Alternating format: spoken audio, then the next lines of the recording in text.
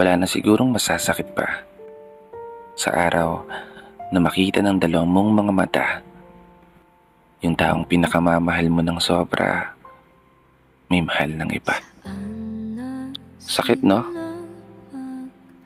Wala eh.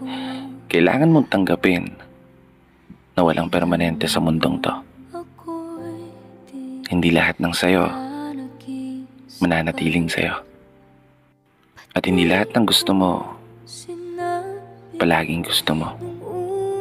Hindi lahat ng naisin mo ibibigay sa'yo. At ang pinakamasakit, hindi lahat kaya kang mahalin ng totoo.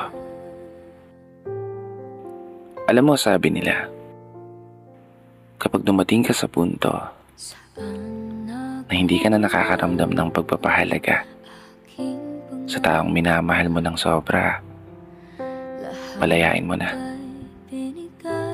Kapag dumating na kayo sa sitwasyon na hindi na niya kayang titigan ng iyong mga mata, palayain mo na.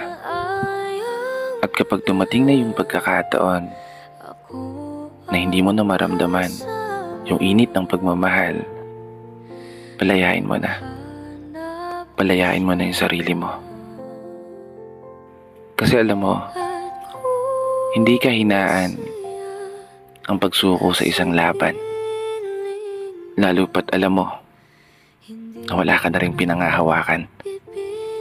Hindi kaduwagan ang bitiwan ng isang tao na mahalaga sa'yo. Lalo pat alam mo na wala na rin patutunguhan. Oo, naunawaan kita. Tama ka rin naman. Paano mo nga ba papalayain yung isang tao na mahal mo pa? Isang tao na nag-iwan ng mga pangako na sabihin yung dalawa. Aabutin yung mga pangarap ng magkasama. Magkahawak ang kamay na sasalubungin ng umaga. Sabay nahaharap sa mga problema, sa lungkot man o saya, sa pag-iyak man o pagtawa, sa hirap man o sa ginhawa. Ang sarap pakinggan, di ba? Pero yun yung mga pangako na naglaho na. Masakit mang isipin. Mukhang kailangan ko talaga ipaubaya yung taong minamahal ko ng sobra sa taong minamahal niya. At hindi ako yun. Hindi na kita pipilitin pa. Hindi na kita pahihirapan pa. Maging masaya ka sana.